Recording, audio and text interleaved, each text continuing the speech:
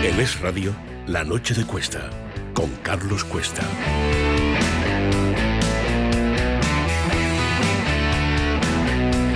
Teresa Gómez, bienvenida. ¿Qué tal? A ver, te dejo elegir. El juez Peinado prorroga hasta abril de 2026 la investigación a Begoña Gómez. Ábalos se separa definitivamente de su abogado, que ya veremos la explicación. Dicen que se llevan muy mal, Yo no sé cómo se llevan. La defensa, desde luego, buena no era. Ahora, hay una cosa que es obvia, y es que con esto puede intentar aplazar, prorrogar, retrasar la decisión de estos días. La suya, el día 15, es Koldo García Aguirre, no, ¿verdad? el día 15 es Ábalos y el día 16 y el 16 es Koldo. Pues mira, te voy a dar información porque sí que he hecho alguna llamada justo antes y yo creo que esa estrategia que él tiene no le va a ser, de Ábalos no le va a servir absolutamente de nada. Uy. De Ábalos y de Koldo. Espera, porque... ve al titular. Que Ábalos va para adentro. Yo no he dicho eso, he dicho que no le va a ser, que no va a ser, que va a haber de cautelares. Hay más posibilidades de que se decrete prisión provisional, pero que él piensa que va a suspender de esta manera su declaración del miércoles 15 y a mí, por lo que me dicen fuentes judiciales, la medida que se va a tomar es una medida extrema, si privación o no de libertad, y una medida como esta no puede ser frenada no por puede una ser maniobra. frenada, efectivamente, Claro. y por lo tanto posiblemente le digan, pues mira, o en 3 horas vienes con abogado o te damos uno de oficio. Por lo tanto, yo creo que esta asignarían uno de oficio. Si él no tiene abogado, claro. No se puede violar un derecho fundamental. Aunque no le corresponda, porque evidentemente este señor sí tiene recursos, para intentar que no cometa un fraude de ley retrasando. Eso es, porque la estrategia preventiva que tenían todos ellos, porque aquí, o sea, esta estrategia es Ábalos juntos con Koldo, juntos con Santo Cerdán. Y al principio, pues dijo Santo Cerdán, oye, que mi abogado casualmente tiene un señalamiento ese día, pues vamos a decir que mi abogado no puede ir, que por lo tanto se suspende. Va Jacobo Tejero y dice, oye, que tengo una causa otro día y no puedo venir. Y Leopoldo Puente le dice, ya, bueno, pero es que su cliente, es más importante porque hay una persona en su prisión. cliente no es ninguno de los que tiene que testificar. Me parece acertadísima la medida. Entonces han dicho, que básicamente te vas a reír de la justicia tú y el que yo te diga. Totalmente. Y entonces ha dicho Koldo, bueno, pues dejo yo a mi abogado y de esa manera van a tener que cancelar, suspender mi declaración y además la van a tener que suspender durante mínimo 2 semanas. Eso es lo que pensaban ellos. Mínimo 2 semanas porque, claro, el nuevo abogado tiene que estudiarse ahora la causa. Y de esa manera Koldo decía, bueno, y la mía también se suspende porque si no tiene Ábalos abogado, al no tener abogado no puede estar en mi declaración, por lo tanto la mía también se va a suspender. Pues a mí me dicen que no se va a suspender ni una ni la otra. Pues esto, Juan Pablo Polvorinos, bienvenido. Hola Carlos, ¿qué tal? Buenas noches. Esto significa que el magistrado instructor del Supremo, Leopoldo Puente, ha dicho a la juez Viedma no se la colasteis con Miguel Ángel Gallardo y a mí tampoco me la vais a colar. Cuidado que esta jugada les puede haber salido mal, ¿eh? O sea, porque evidentemente el magistrado Puente ha tomado nota de aquí venís a reíros, ¿no? De todos, incluido de mí, ¿no? Bueno, que José Luis Ábalos no tenía buena relación ya con su abogado era un hecho. Yo estoy de acuerdo con lo que dice Teresa de la estrategia de intentar dilatar la declaración, aplazarla en el tiempo un poco, porque evidentemente lo que hay contenido en el último informe de la Unidad Central Operativa de la Guardia Civil es bastante comprometedor y es por este el motivo por el cual están llamando a Leopoldo Puente, a Ábalos y a Koldo. Lo que sí que me parece es que la estrategia del abogado de Ábalos era de colaboración con una especie de Víctor de Aldama, de colaboración con la justicia, porque el horizonte penal mejoraría sustancialmente si se viniesen a negociar. ¿Cuál es el problema? Que dan por hecho la condena y por lo tanto ponen el acento en negociar una rebaja de pena. Dan por hecho la condena y dan por hecha la culpabilidad, por tanto. Pero lo que a mí me parece más relevante de todo esto es que no pueden hacer esto porque esto iría en contra de los intereses de José Luis Ábalos, que es que evidentemente hay una estrategia concertada, yo creo, con el Partido Socialista. Y si tú colaboras con la justicia, no puedes colaborar al mismo tiempo con el Partido Socialista, porque lo que estás haciendo es echarle porquería al Partido Socialista. Por lo tanto, como son dos posiciones antagónicas, José Luis Ábalos lo único que puede hacer es seguir con el Partido Socialista prescindiendo del abogado que le pide que colabore con la justicia. Y yo creo que esta es la clave de lo que estamos viendo en las últimas semanas. Claro, lo cual explicaría la actitud de Leopoldo Puente, que dice, a ver, para el carro, majo. Vamos a ver, que tú lo que me dices es que me vas a vacilar, vas a utilizar una treta de cambio de abogado para ganar tiempo y encima el objetivo final es no colaborar conmigo. Correcto. Porque resulta que estás concertando una defensa con Koldo y posiblemente con los responsables del Partido Socialista a los que tenga que acabar investigando. Pero sobre todo, Carlos, que está en riesgo, la destrucción de pruebas. Por lo tanto, obvio. por eso Sí, es sí. muy importante no retrasar esa declaración o esa citación más que declaración y que se decida sobre qué medida tomar, si prisión provisional o no, puesto que hay un riesgo fundamental que es el de destrucción de prueba más que el riesgo de fuga. Sí que hay un riesgo, a mí me dicen inminente, de destrucción de pruebas, y luego ya si él quiere declarar para contarle su película al juez, pues que declare más adelante, pero al menos dirimir sobre esa cuestión es fundamental. Pues nada, ya me habéis alegrado la noche. Venía yo alegre, ya de por sí, con el tema de la prórroga de la investigación a Begoña Gómez. Alejandro Entre Ambas Aguas, ¿cómo estás? Alejandro, no sé si tenemos por ahí. Hola Carlos, buenas tardes. ¿Qué tal, Alejandro? ¿Cómo estás? Oye, yo había citado 3 noticias, pero ha habido una que no he contado porque es para contarla contigo, básicamente porque la has publicado tú. Vamos a ver, Zapatero, José Luis Rodríguez Zapatero, implicado en reuniones en Caracas con condenados por narcotráfico y además familiares de Nicolás Maduro. ¿A que me vas a terminar de alegrar la noche?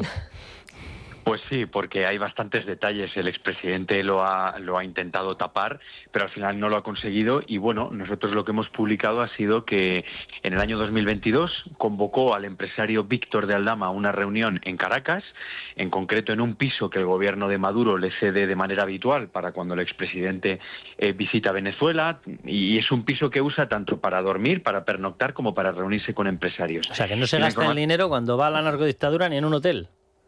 No, es un piso que le cedieron en el año 2019 y además es un ático de lujo de 400 metros cuadrados que está ubicado en una de las zonas más adineradas, o más que más adineradas de Caracas, donde viven todos el entorno de el Maduro, narcoclán. ¿no? Efectivamente. Y nosotros lo que contamos es que convocó a Aldama para una reunión porque le quería proponer un negocio, y cuando Aldama se presentó en el piso para la reunión se encontró con la sorpresa de que junto a Zapatero estaba Francisco Flores. ¿Quién es Francisco Flores? Un sobrino de Nicolás Maduro que está condenado por narcotráfico. Oye, en reuniones en pisos francos que te ofrece una narcodictadura con familiares del jefe del narcoclán, que es Nicolás Maduro, y reuniéndote con una persona condenada por narcotráfico, ¿qué tipo de negocios se suelen ofrecer, Alejandro? Pues no creo que negocios muy transparentes, ¿no? Yo anoche, antes de publicar la información, llamé a Zapatero para poder incluir su versión de los hechos en la noticia, y para mi sorpresa me atendió una de sus hijas, que me dijo que su padre no iba a hacer ninguna declaración ni iba a aclarar absolutamente nada de esa reunión. Al menos le pedimos que nos diera su versión de los hechos y bueno, porque no quiso. Y nosotros hemos podido confirmar que esa reunión se produjo al 100%, pero hasta ahora no hemos conseguido despejar cuál fue el negocio que le quería proponer Zapatero a Aldama. Su hija es la que tiene una agencia de publicidad o de comunicación o de cosas de estas, ¿no? Sí, son las dos hermanas que tienen una agencia que trabajan en Venezuela, vamos, de hecho. Efectivamente, Y gran parte Huawei. de su cartera de negocio Y con está Huawei. Sí, en Venezuela, y con Huawei y con otras firmas, con otras empresas que casualmente, a raíz de trabajar con las hijas de Zapatero, comenzaron a recibir contratos y subvenciones del gobierno. ¿Quién estará pagando el contrato ese de representación? ¿Lo pagará también Nicolás Maduro? Bueno, hasta ahora no se ha investigado ni fiscalmente ni penalmente a esta sociedad, pero lo que está claro es que fue una sociedad de capital, una sociedad limitada que se montó de la noche a la mañana y que pasó de tener unos ingresos ridículos a tener una facturación pues que casi superaba el 1.000.000 de euros, ¿no? Siendo una agencia que, en fin, que es que cuenta con 2 empleados, ¿no? Y rápidamente ha conseguido una serie de clientes a nivel internacional e importantes empresas aquí en España, que es bastante difícil de explicar sin la ayuda de su padre. Alejandro, te pregunto por el otro tema del que estábamos hablando. No sé si el otro día nos decías aquí que tú tenías la sensación de que Koldo iba o se quedaba en prisión preventiva, que José Luis Ábalos se podía librar. Pero estábamos hablando de la jugada famosa de José Luis Ábalos prescindiendo de su abogado, una jugada dilatoria, es decir, como me tenéis que buscar o me tengo que buscar abogado, ya no vale el día 15 para que decretéis mi entrada en prisión preventiva. ¿Tú crees que Ábalos mejora con esto, que lo empeora? Yo estoy convencido de que lo empeora. Para empezar, porque es una estrategia muy burda que en el Tribunal Supremo lo van a interpretar como lo que es, ¿no? Como un fraude de ley, ¿no? Como un fraude de ley, efectivamente, y como un miedo terrible a ingresar en prisión el miércoles. Bueno, vamos a ver qué ocurre, porque la verdad es que yo entiendo que como esto lo ha hecho para dilatar el procedimiento judicial, pues el miércoles lo mismo no se presenta a declarar alegando que no tiene abogado, pero a partir de ahí veremos el margen de maniobra que tiene el Supremo. Alejandro, un abrazo muy fuerte. Gracias a vosotros, un abrazo. Pues os doy 2 titulares más. Teresa, la UCO, evidentemente, y en contra de lo que está diciendo el presidente del gobierno, que dice, léanse la página 28, léanse la página 28, que parece, no sé si es que se la han dejado pegada en la puerta con un celo y cuando se levanta ve la página 28 y el resto no se lo han debido dejar, no va a ser que se asuste.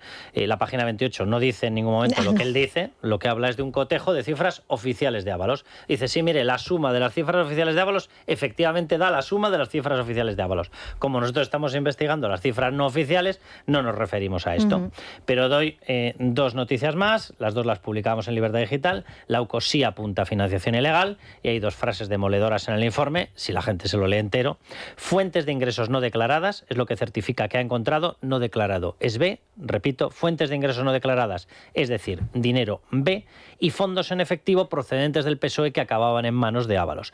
Pues chico, no sé, a mí me suena bastante a financiación ilegal. Y la segunda noticia, la mujer de Koldo gestionaba la logística, esto sí que de verdad que es ya la España Torrente Cañí, pero vamos, la más patética que nos podemos echar a la cara.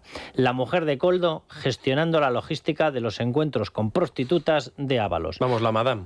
La madame, básicamente. Vale. Pero que decía esta mañana Federico y tiene toda la razón. A ver, perdónenme, no sé, llámenme loco. Si Koldo se encargaba de gestionar, o su mujer, encuentros con prostitutas, las prostitutas solamente eran para Ábalos. No sé, es que hemos llegado ya a una cosa sórdida y cutre.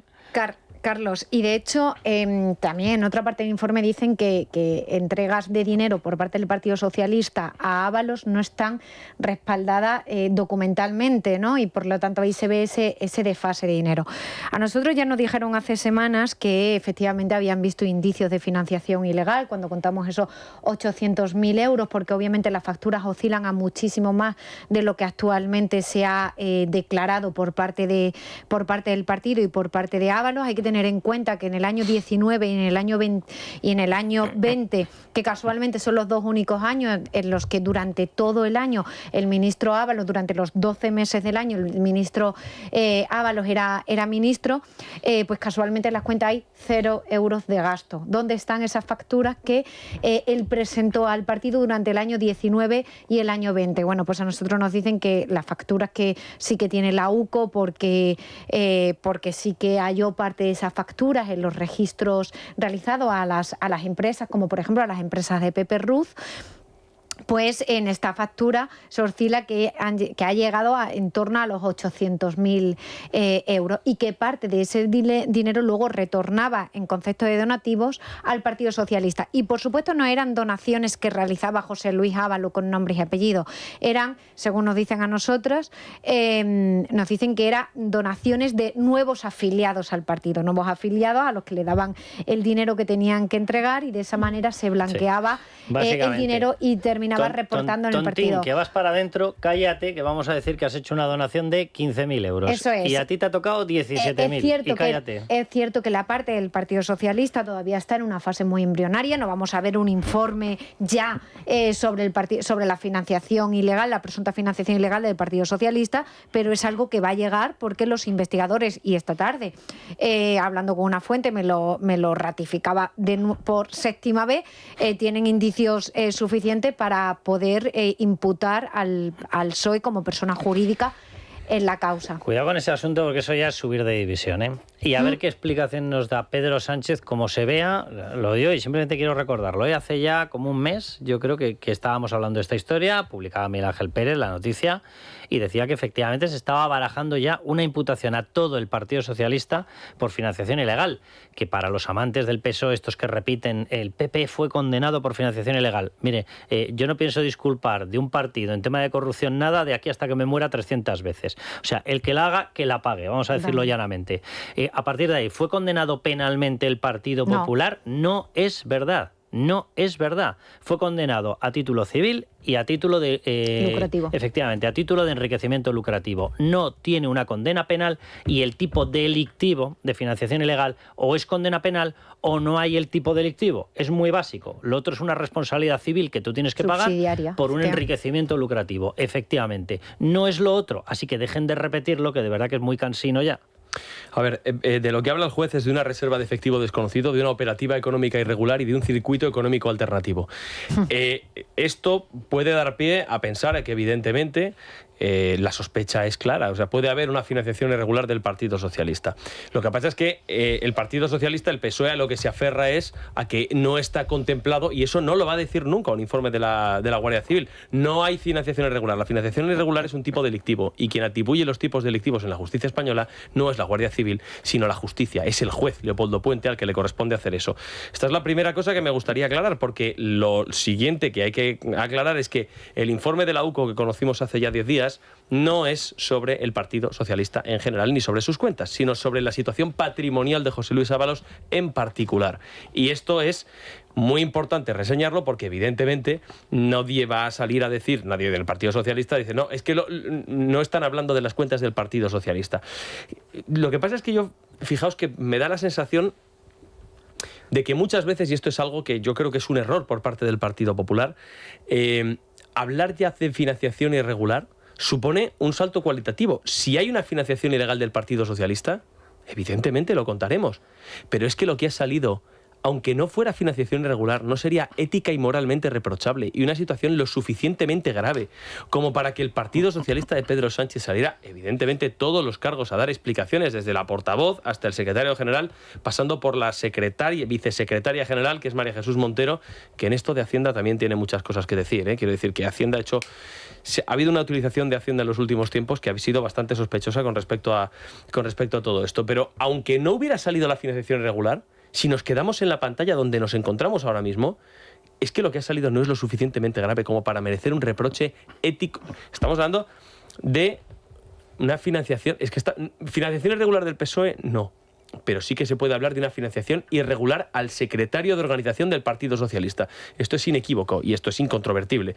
Y es algo que yo creo que en lo que deberíamos centrarnos. ¿Que va a llegar la financiación irregular? Ya veremos, ya lo veremos. Pero con lo que tenemos ahora, que el Partido Socialista diga, no, es que lo que está pasando no es tan importante porque no está acreditada la financiación irregular, como si lo que estuviera pasando fuera una mera anécdota ante la gravedad de lo que estamos viendo. A más de lo que estás diciendo, o sea, lo único que cambiaría de la gravedad de lo que estamos viendo en estos momentos, que desde mi punto de vista no incrementa la gravedad la tiene el robo a través de comisiones ilegales.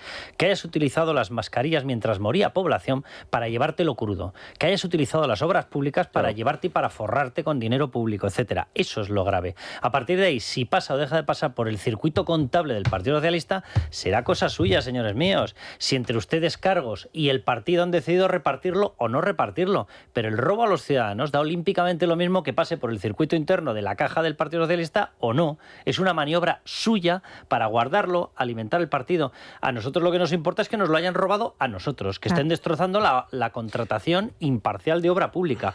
Pero déjame que Juan Pablo, que nos vamos a tener que ir a publicidad. Luego ya les adelanto que vamos a hablar con María Ángeles López de Celis. ¿Quién es María Ángeles López de Celis?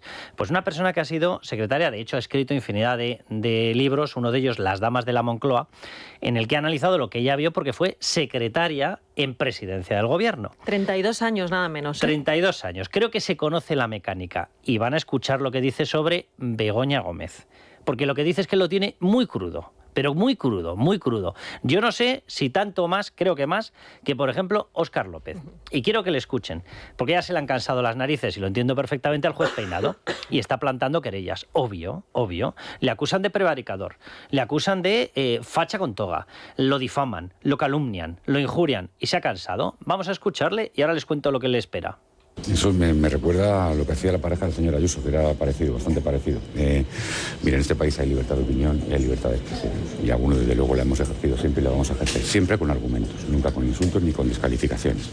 ¿Pero qué libertad de opinión? O sea, ¿existe libertad de opinión? Sí. ¿Libertad de injuria? No. Libertad de calumnia, no. Llamarle prevaricador constantemente. Están permanentemente diciendo que es un juez prevaricador. Inventarse que tenía 2 DNI. Bueno. Difamarlo, sacar a su familia, arrastrar a su familia. Señalar Miren, a su hija. El juez Peinado se ha cansado y ha presentado querella contra los López, Óscar y Pachi López, por llamarle prevaricador. Les exige 140.000 euros. No quiero ir a contarles la carcajada que me voy a pegar como les caiga la condena. Aunque a lo mejor resulta que llaman a Coldo para que les dé, no sé, o una obra o un sobrecillo. A publicidad. El juez Peinado ha decidido prorrogar hasta abril de 2026 la investigación a Begoña Gómez porque no encuentra cosas, no. Porque encuentra cosas lo suficientemente graves como para mantener la investigación. Las investigaciones judiciales se prorrogan no porque no encuentres nada. No. Sino porque ya has encontrado y es de tal gravedad y complejidad que necesitas prorrogar el periodo de investigación. Así que, señora Begoña Gómez, ánimo. ¿No lo decía así Pedro Sánchez? Ánimo. Alberto, pues ánimo. Begoña, que cada día lo tiene peor. No sabe lo que nos entristece esta noticia. Bueno, vamos a hablar en un momento con María Ángeles López de Celis para ver por qué lo tiene peor. Persona que ha estado 32 años con cargo de secretaria en el complejo de presidencia del gobierno y se conoce todos los detalles de hasta dónde puede llegar una persona de protocolo y hasta dónde no. Y el resumen, ya les adelanto, el resumen suyo que es Begoña Gómez lo tiene mal. Pero mal. Que oye, qué casualidad. Es justo lo que decía el otro día el auto de la Audiencia Provincial, que todo el mundo se fue a fijar en ¿le ha quitado el juez Peinado el jurado popular o la unificación? Oigan, primer párrafo, no hacía falta ir mucho más allá, donde dice que hay indicios claros de que efectivamente fue malversación de caudales públicos. Que Begoña Gómez no tuvo que contar para sus negocios privados con ninguna persona de presidencia. Pero bueno, vámonos con el CalPlus. CalPlus de Mundo Natural, un complemento rico en aminoácidos y con vitaminas B3 y B6 que contribuyen al buen funcionamiento del sistema nervioso. Ya sabes, CalPlus de Mundo Natural y gánale la batalla al estrés. Consulta a tu farmacéutico, dietista en Parafarmacias del Corte Inglés y en parafarmaciamundonatural.es. Mundo Natural. Y Naya Pertusa, vámonos con los miembros del Club Libertad Digital. Naya. Buenas noches a todos. Con un poco de retraso quiero felicitar a un socio que cumplió años ayer, Día de la Hispanidad, 12 de octubre. 81 años de sabiduría acumula Joaquín Baby de Toca, de Muriedas, un pueblecito de Cantabria, muy cerquita de Santander. Muchísimas felicidades, Joaquín, y le agradecemos su compromiso y su ayuda para con esta casa de radio por más de 5 años a través del Club de Socios de Libertad Digital. Y paso a recordar el teléfono de contacto del club, 91-409-4002, y el correo electrónico club@libertaddigital.com. Pues 81 años que tiene Joaquín. Madre mía. 5 que lleva con nosotros y los que le quedan dentro del Club Libertad Digital. Joaquín, que un abrazo enorme, además, pedazo de día de cumpleaños, ¿eh? Como estamos 12 de muy octubre. contentos. Ya te digo yo que este no hace lo que ha hecho Pedro Sánchez. Que si me voy, que si dejo allí vendida la prensa, que si saco un mensaje en redes y no pongo la bandera, porque se me ha olvidado. Yo pongo la bandera de Palestina, pongo la bandera LGTB, pero la de España, el día 12O, no voy a poner la de España. Confundo el lema de la Guardia Civil. También, mira que era fácil, ¿eh? El Sí. honor es mi divisa, repítalo. Claro, es que tiene un problema Pedro Sánchez para repetir. ¿Os lo imagináis diciendo el honor es mi divisa? No, O sea, lo que le tiene un sale problema... la mentira es mi costumbre, le sale. Lo confundió con una serie de televisión porque vive permanentemente en una ficción. Ese es el problema. Joaquín, que un abrazo enorme. En Muriedas, mira, yo Muriedas no lo conozco, pero sabiendo cómo es la zona, seguro que es precioso. Que un abrazo enorme y a seguir con nosotros. Y a hacernos el boca a boca, que esto es importantísimo. Bueno, nos decías, por cierto, antes de que le demos paso a María Ángeles López de Celis, que tenías una información importante sobre Carmen Pano, Sí. sobre algo que va a decir y aportar. El miércoles, que por un lado vamos a tener la sede del Alto Tribunal a Ábalos, en el Senado va a estar Carmen Pano. Y a mí lo que me dicen es que Carmen Pano, que podría no declarar, porque Carmen ya no... Pano, para que no se nos líe la gente, porque el mapa cada día empieza a ser ya más complejo, es la persona que asegura, y lo ha certificado y ratificado en sede judicial ya no sé cuántas veces, que llevó 2 bolsas de dinero, cada una con 45.000 euros, bolsas de la compra, para dejarlo en financiación ilegal en el Partido Socialista. Ella lo que dice es que ella llevó ese dinero a la sede del Partido Socialista, a Ferraz, y que lo llevó por orden de Víctor de Aldama. Que se lo recogió una persona, mujer de unos 40 planta, años, ¿verdad? Un hombre Un hombre de unos 40 y algo de años. No, un hombre. De hecho, ella lo que nos cuenta a nosotros es que si viese a la persona podría identificarla perfectamente, que no sabe el nombre, pero que incluso ella nos cuenta que en el Partido Socialista la estaban esperando, que ni siquiera cuando entró le dijeron suba a la segunda planta, y en la segunda planta había un hombre esperándola y recogió las 2 veces. Si se lo encuentra en los pasillos de Soto del Real, ¿también lo reconoce? No es Santo Cerdán. Vale. Es Santo Cerdán, porque de hecho nos dice que es una persona delgada, alto, no es Santo Cerdán. O sea, no muy alto, pero más alto que Santo Cerdán.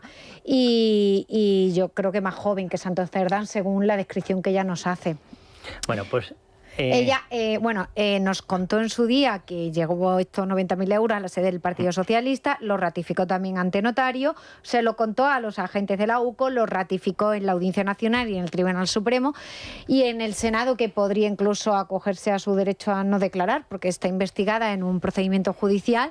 A nosotros nos cuentan que sí, que va a declarar, y va a declarar punto por punto lo que ya ha confirmado en sede judicial, que es que llevó esos 90.000 euros a la sede del Partido Socialista. Si hace eso es porque está dispuesta a dar más información, porque según deposite esa bomba en la Comisión de Investigación del Senado, evidentemente sus señorías, los senadores, le van a preguntar más.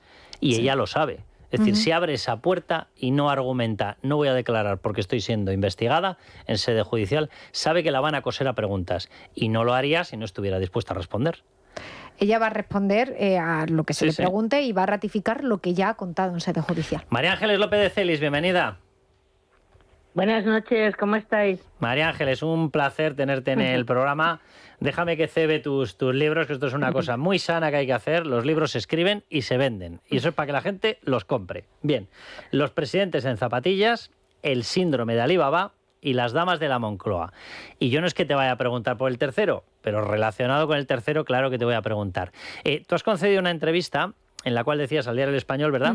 En la cual tú decías que lo tenía mal, que Begoña Gómez lo tenía mal. ¿Cuál es la experiencia que tú has tenido, nada más y nada menos que a lo largo de 32 años en presidencia como secretaria?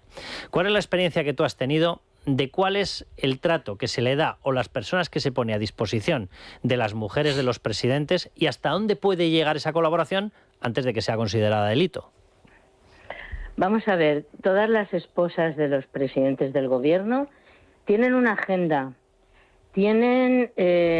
Colaboran con entidades de tipo ONGs, en fin, tienen una actividad institucional muy importante, porque aunque no sean reconocidas como personas, como no primera dama. Exacto, ni tampoco cuentan con un presupuesto, ni la Constitución las nombra, ni nada parecido. Pero es cierto que son personas que además nos representan. Cuando salen fuera de España con sus maridos, nos representan. Hay muchas cosas que hacer. Las esposas del presidente se dedican además normalmente de controlar un poco el funcionamiento también de la presidencia del gobierno, de lo que es los edificios que le corresponden a lo que es la presidencia, que son el Palacio y el edificio del Consejo. Bueno, hacen muchas cosas, y para eso se necesita ayuda, y se necesita un funcionario, 2 funcionarias de tipo administrativo, que es lo que han tenido las esposas de los presidentes del gobierno anteriores. Algunas, como todos sabemos, aparcaron durante el tiempo que sus maridos fueron presidentes del gobierno, aparcaron toda su actividad profesional y se dedicaron en exclusiva a sus labores institucionales. Otras no, otras decidieron continuar con su profesión. Tenemos una Carmen Romero que era profesora de literatura en un instituto, o que no tiene nada que ver con lo que es la actividad ni mercantil, ni de negocios, ni nada parecido. O una Sonsoles Espinosa, que como todos sabemos es cantante lírica y siguió cantando. La mujer de Zapatero. Eso es. Ningún problema, puesto que no hay ninguna incompatibilidad de ningún tipo. Nadie se ha dedicado a negocios, a actividades de tipo mercantil, de tipo privado, hasta ahora nunca, Hasta ahora, es decir, hasta la llegada de Pedro Sánchez y Begoña Gómez. Hasta la llegada de Pedro Sánchez. Es cierto, y todos sabemos, que 2 meses después de ser investido Pedro Sánchez presidente del Gobierno, Begoña ya tenía allí a su asesora contratada, esta señora Cristina Álvarez. Quiero decir que eso ya estaba planeado, ya estaba en la agenda del matrimonio, porque es un tema de pacto conyugal, o sea, los modelos de matrimonio son distintos y además van a pasar durante mucho tiempo, van a pasar años en la presidencia del Gobierno y los matrimonios pactan cómo quieren enfocar esos años que van a permanecer allí. O sea, tú, María Ángeles, el modelo que estamos observando ahora no lo ves en la comparativa anterior con ninguno de los casos. No, en absoluto, en absoluto. Claro, y hay que recordar que ella ha pedido... María Ángeles, ha pedido Begoña Gómez que a lo mejor lo que tenemos que hacer es comparar con otras mujeres de presidentes del Gobierno, pero esto no sé si le puede salir mal. Pero es que, claro, es una estrategia completamente errática. A mí me parece que si tú lanzas ese órdago es porque tienes información muy concreta de que hay otras esposas de presidentes que han tenido actividades parecidas y eso no es así. Eso no es así. María Ángeles, no es así ni la actividad ni el rango de la persona que le asesora.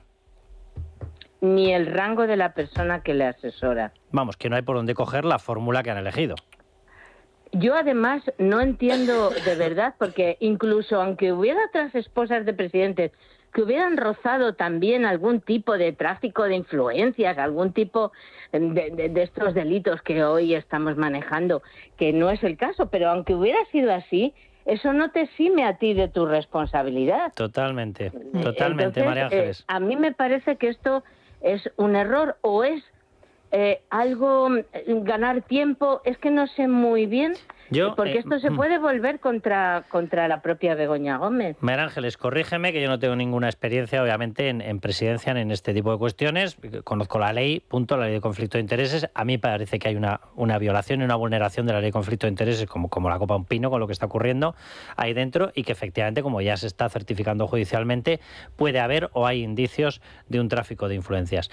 Pero a mí me llama mucho la atención porque esta persona, y tú lo destacabas, María Ángeles, Cristina Álvarez, la autoasignada como asesora por Begoña Gómez, era una persona que trabajó con ella en Task Force, en el primer trabajo, cuando Grupo Inmark absorbe esa firma, Task Force, también siguen trabajando las dos juntas, y cuando llega a Moncloa, efectivamente dice, no, Cristina Álvarez que venga, lo cual huele a que es la persona que te llevaba las cosas, que te ayudaba ya allí, pero claro, en negocios privados. No en labores de protocolo. Es que no tiene nada que ver, porque, repito, insisto, que todas las esposas del presidente necesitan una ayuda de tipo administrativo para realizar sus actividades, que no lo estamos negando en absoluto. Pero es verdad que no es eso es un tema que no tiene nada que ver. Fíjate, hablamos de una Ana Botella que aparcó toda su actividad profesional durante los 8 años que su marido fue presidente, y hasta que no pusieron un pie fuera del Palacio de la Moncloa, ella no retomó su actividad y sus temas políticos. Y ella era funcionaria de carrera. Claro, y era funcionaria. O sea, que no había incompatibilidad. No había incompatibilidad, pero es que de lo que hablamos sobre todo, más que de la incompatibilidad en cuanto a la contratación de un funcionario o de un asesor que no pertenezca a la administración, de lo que hablamos es del tipo de actividad a lo que se han dedicado, que esto no tiene nada que ver. O sea, esto no puede ser. María Ángeles, en tu experiencia, ¿en alguna ocasión viste que una persona, diciendo que asistía a una mujer de un presidente, pidiera dinero para una cátedra? No, en absoluto. Nunca, ni para una cátedra ni para nada, claro. Ni para nada. O sea, pedir dinero era sagrado, ¿no? Eso era una frontera insalvable. Vamos a ver, repito, insisto en que estas señoras tienen muchas actividades de tipo... Es una cosa bastante normal, ¿no? Que organicen. Imagina que organizan algún tipo de actividad para recaudar fondos para una obra social o para... Sí, un acto benéfico, un acto de apoyo cultural. Eso sí está dentro de las posibles atribuciones, puesto que es un tema absolutamente solidario, que estas señoras pueden, como la reina, que lo ha hecho toda la vida, la reina Sofía, sabemos que pertenecía a un montón de organizaciones solidarias y siempre es muy bueno que estas personas se dan su imagen siempre es un prestigio. Y sí, en eso, María Ángeles, de temas solidarios, no pedimos dinero para otra cosa. María Ángeles, si lo decías tú, si nadie ha puesto en duda que esta persona, por temas de protocolo, porque llegas a una institución, no conoces la institución, no conoces las reglas del protocolo internacional. Pero es que es necesario. Claro, ¿quién va a poner en duda que necesitas una persona? Claro, pero no un recaudador de pasta, no una persona que llame a la Complutense para generarte negocios, no una persona que envíe 121 mensajes con contenido de relevancia penal. Claro, es que es totalmente distinto. Oye, me ha quedado... Escuchándote, me ha quedado una duda y leyéndote, me ha quedado una duda. Tú decidiste marcharte de presidencia en etapa de Zapatero. Sí. ¿Y por qué? Falta un año antes. Yo no podía continuar en la presidencia del gobierno después de escribir el libro que escribí. Es imposible. Nadie había hecho semejante cosa. ¿El de las damas? ¿De la Moncloa? No, el de los presidentes en zapatillas. El de los presidentes en zapatillas. En 2010 y Zapatero en el 2011. Me fui un año antes que él.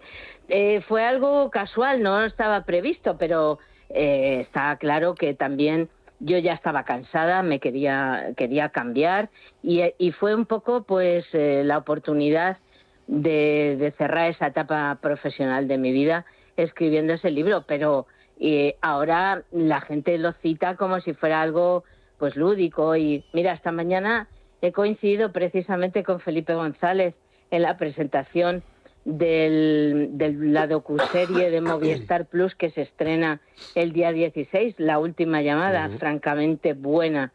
Pues me daba las gracias por contar la verdad. Felipe González me decía esta mañana, María Ángeles, muchas gracias a usted por contar la verdad.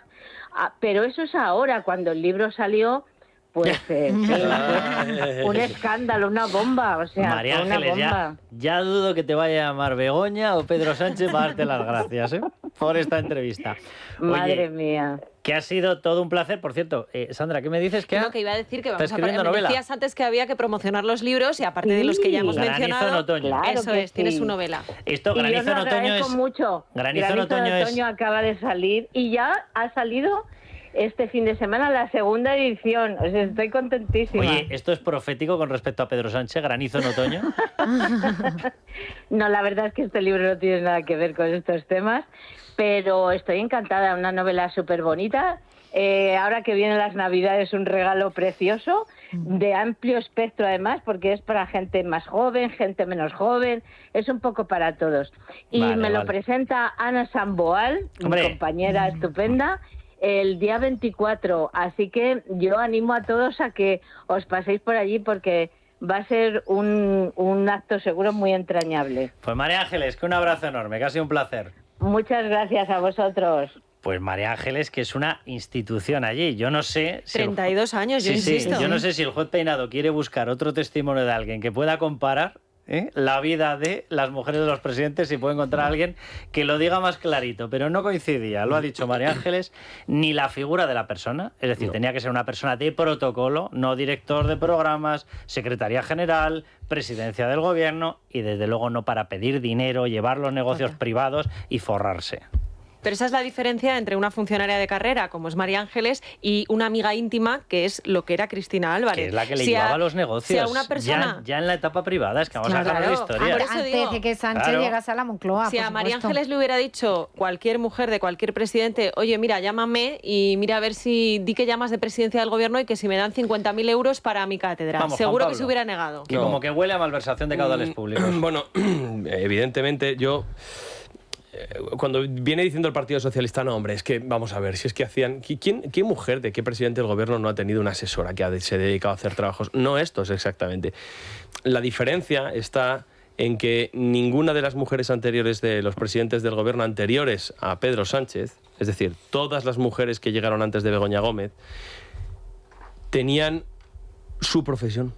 Y no se aprovecharon de su condición de mujer del presidente del gobierno para medrar. Esto en primer lugar. En segundo lugar, ninguna de todas las anteriores había sido compañera amiga íntima de la mujer del presidente del gobierno durante 8 años en una empresa privada. Ninguna de las anteriores había sido ascendida a un nivel 26 como funcionaria, que yo creo que esto es una de las cosas que a los funcionarios les debe tocar bastante las narices. Quiero decir, todas las personas que son funcionarios y han hecho una oposición dura, muchas de las cuales, para poder acceder a un nivel determinado de la administración pública, ven como de repente les pasa por la izquierda, en este caso, una persona que empieza a trabajar cobrando 50.000 euros que no habían cobrado sus antecesoras en exactamente el mismo cargo. No era el mismo cargo, estaban haciendo otras cosas. Y luego hay algo que me gustaría decir sobre esto que viene diciendo el Partido Socialista, que viene diciendo Pedro Sánchez y en lo que se escudan a la hora de sacudirle a los jueces y atribuirles la prevaricación y todas estas cosas, el lawfare y todo esto. Es cuando dice el ministro de Transformación Digital, Óscar López, hombre, pero es que ¿cómo voy a permanecer callado si en este país hay libertad de opinión? ¿Cómo no voy a poder decir yo lo que me parezca?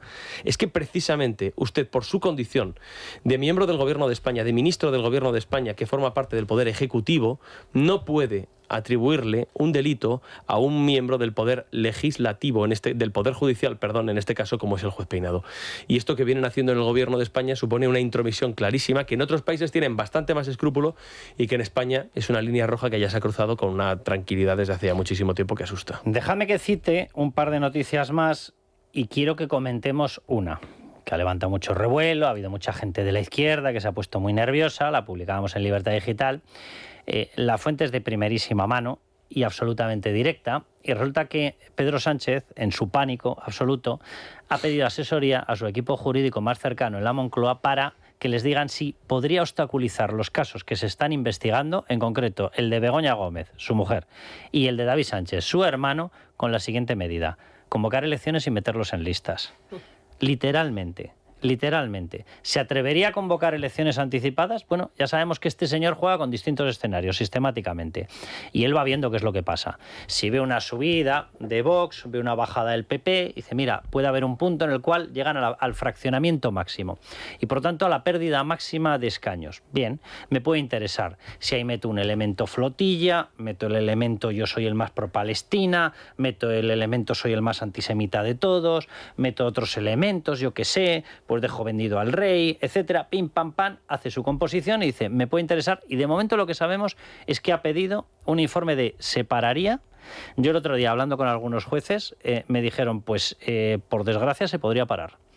Del todo, evidentemente no. ¿Ganaría tiempo? Sí, ganaría tiempo, pero sobre todo, ganaría tiempo y como se le ocurra ganar las elecciones, ganaría capacidad de presión sobre un Tribunal Supremo. O sea, cuidado con esta historia. Y si las pierde, a lo mejor lo que gana es capacidad de vamos a llegar a un entendimiento, señores del PP, entre bomberos no nos pisemos la manguera, etc, etc, etc. Lo que por desgracia hemos visto ya en demasiadas ocasiones. Es decir, cuidado con la estrategia. Pero leo dos noticias y le damos paso a Fernando de Rosa, del Partido Popular y de formación magistrado, al que se lo quiero preguntar. Pero atención, porque Zapatero no pierde el tiempo.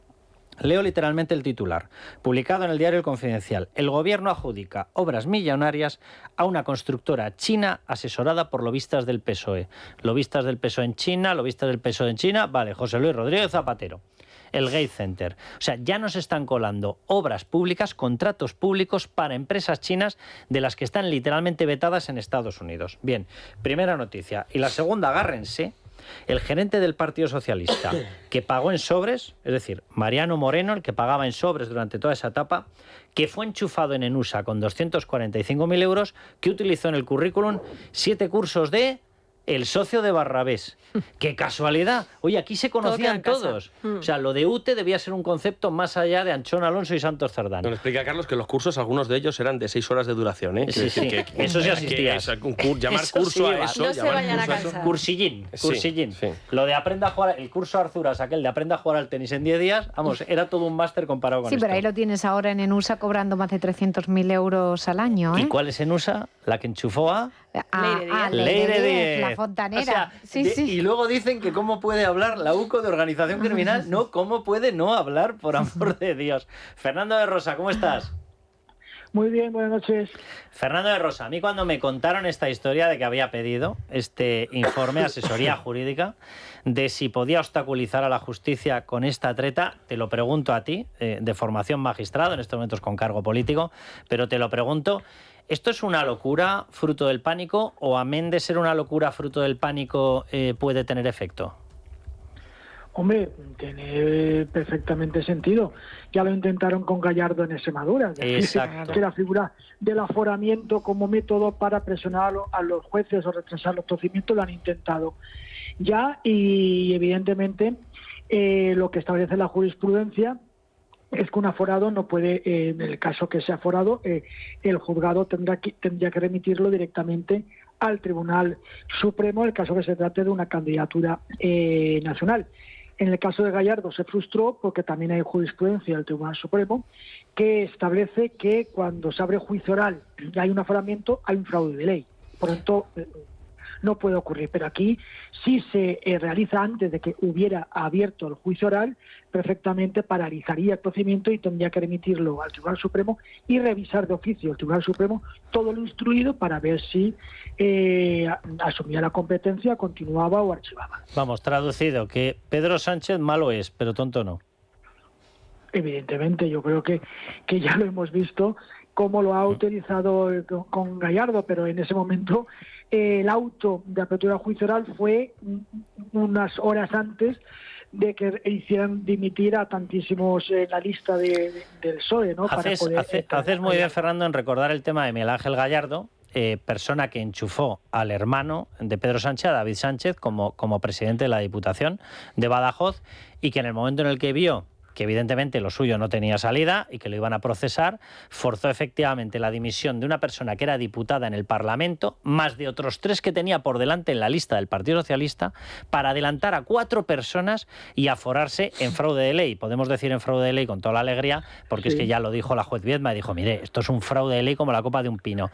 ¿Aquí se podría defender que esto es un fraude de ley exactamente igual que con Gallardo? No. Bueno, a ver, desde un punto de vista jurídico, no. Pero desde el punto de vista moral, evidentemente. Pero desde el punto de vista jurídico, no, porque únicamente la figura del fraude de ley es cuando se hubiera abierto juicio oral. Por tanto, ya se hubiera acabado la instrucción. Por lo tanto, sí que el TSJ de Extremadura dijo que era fraude de ley, ratificando lo dicho por la juez Viedma. Y aquí no. Es decir, que aquí la jugada le podría salir bien a Pedro Sánchez. En el caso, por ejemplo, que para el caso de Begoña Gómez, el juez Peinado abriera juicio oral o lo remitiera al jurado y se convocara al jurado, sí que habría fraude de ley. Pero, ya te digo, el límite es la apertura del juicio oral cuando se acaba la instrucción y ya empieza la siguiente fase, que es la fase intermedia, que es la preparatoria del juicio oral. Ahí ya habría fraude de ley. O sea, hay que recordar que yo, Fernando, ¿te acuerdas que esto lo hablábamos en su momento? Yo siempre sostuve que evidentemente la jugada de Miguel Ángel Gallardo no era para proteger a Miguel Ángel Gallardo.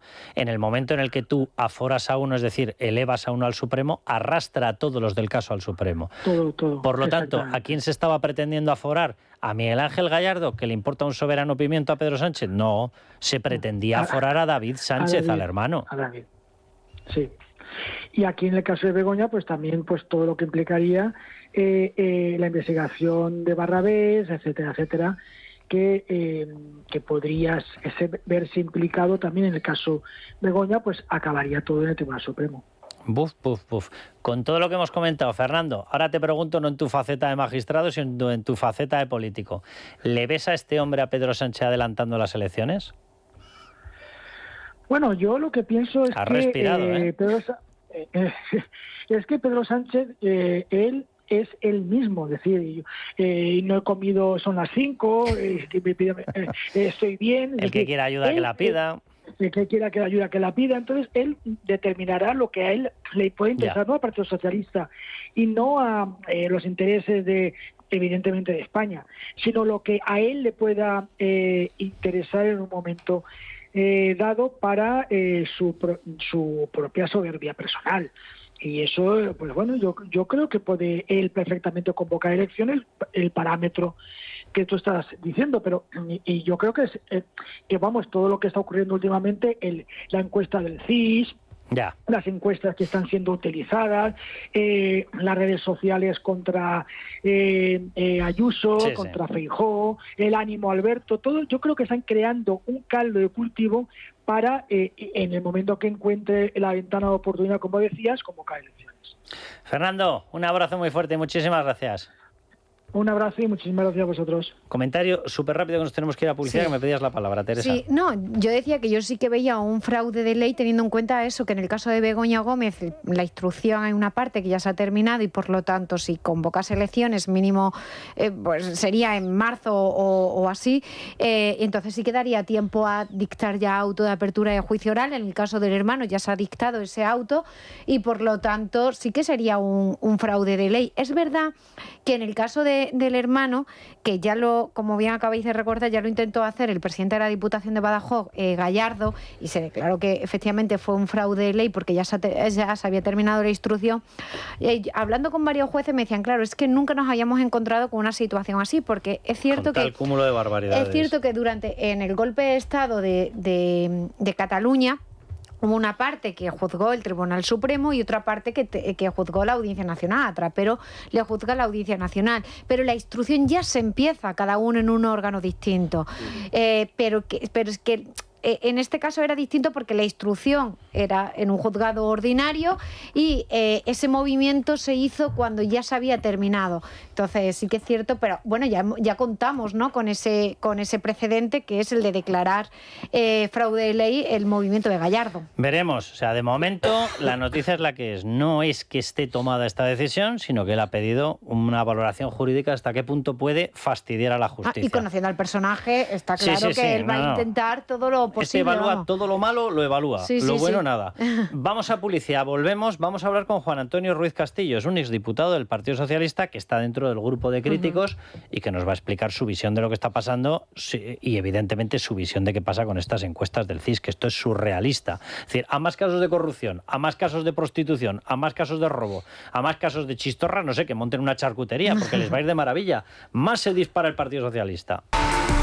Bueno, pues déjenme que les diga, no sé si llamarle noticia o chiste de humor bastante malo, pero por lo visto tenemos una institución, se llama CIS, el Centro de Investigaciones Sociológicas, y sí, es una institución. O sea, aunque la insulten, aunque la devalúen, es una institución que de hecho tiene más presupuesto que la Casa Real. Supera los 12 millones, que es el presupuesto de la Casa Real, creo que está en 12,5, en 13 millones en estos momentos. Por lo tanto, si nosotros tenemos un rey que es Felipe VI, debemos tener el emperador de la demoscopia, que se llama Tezanos. Y Tezanos ha sacado hoy una encuesta en la que asegura que a más casos de corrupción mejor le va al Partido Socialista. Eso es. Cuantas más prostitutas le detectan, todavía le va mejor. Cuantas más chistorras, lechugas, soles y folios para pagar a las prostitutas, le va todavía mejor. Con lo cual, no sé, debemos llegar a la conclusión de que Ábalos, Teresa, debía ser un profeta. Entonces se dio cuenta de que le estaba haciendo un enorme favor al Partido Socialista y dijo, paren. O sea, si Tezanos dice que a más casos de corrupción, a más chistorras, a más prostitución, a más fajos le va a ir mejor, pues me voy a inmolar y allá que voy.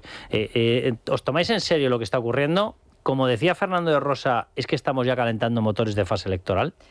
Pues, Carlos, yo creo que lo del CIE es un delito de malversación de fondos públicos de libro, ¿no? Porque lo que hace es cocinar las encuestas en beneficio al partido y tienen cero credibilidad, porque si tuviesen alguna credibilidad, si al menos esa encuesta se la creyese el presidente del gobierno, entiendo que convocaría elecciones ya mañana mismo, ¿no? Y cuando no lo hace es porque obviamente ni el presidente se cree las encuestas, ¿no? No tiene ningún tipo de sentido darle más de 130 escaños al Partido Socialista, 10 más que lo que consiguió en las últimas elecciones. Según los datos, en breve el PSOE duplicaría al Partido Popular en escaños. Y dices, ¿perdón?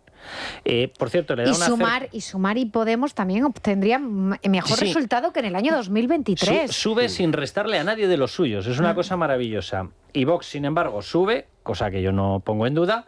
Pero muy poco, en comparación con lo que dan se quedaría a 2,1 puntos del Partido Popular, según este indicador de Tezanos, es decir, prácticamente empatado con el Partido Popular, pero en este caso sí, si sube Vox, le resta al PP. En el caso del Partido Socialista, sube el Partido Socialista, sube el Partido Socialista, sube el Partido Socialista y no resta ni a Sumar ni a Podemos.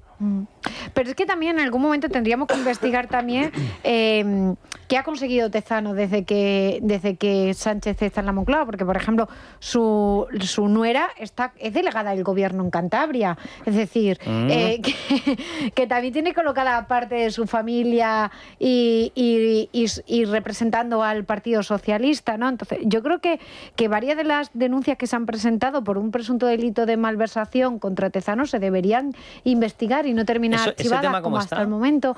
Pues hasta el momento se presentó ese archivo y no hay ninguna nueva. Ahora mismo no hay ninguna nueva y están todas archivadas, pero yo creo que hay indicios más que suficientes para al menos cuestionarse si hay un presunto delito de malversación de fondos públicos, porque lo que está claro es que las encuestas no son ni mucho menos objetivas. Juan Pablo. Una de dos. O Pedro Sánchez no se cree las encuestas, o con cada caso de corrupción ve que va subiendo y lo que quiere, por eso no convoca elecciones, es amarrar la mayoría absoluta. Tiene más casos. Con 200 diputados quiere más el presidente del gobierno. Bueno, evidentemente Pedro Sánchez no convoca porque no se cree lo que dice el CIS.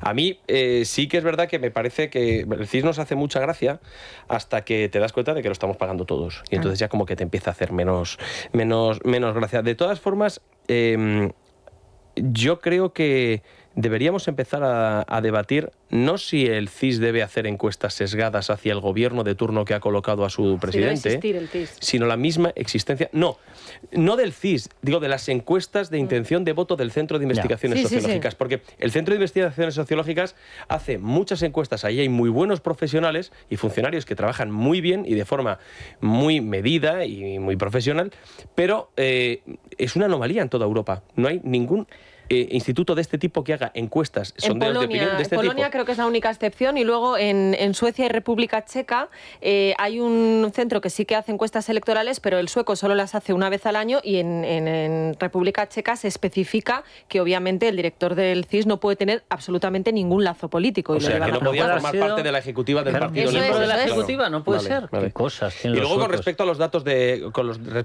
de Tezanos, porque tú te coges la encuesta, te coges los datos en bruto, que es como dice el gobierno que hay que publicar los datos en bruto, sin cocinar y todas estas cosas, y hay cosas que son muy interesantes. El problema de Tezanos es que, voy a intentar poner un ejemplo gráfico para que la gente lo entienda. Cuando tú te vas al mercado a comprar aceite, patatas, sal y huevos, lo más probable es sospechar que con todo eso te quieres hacer una tortilla de patata.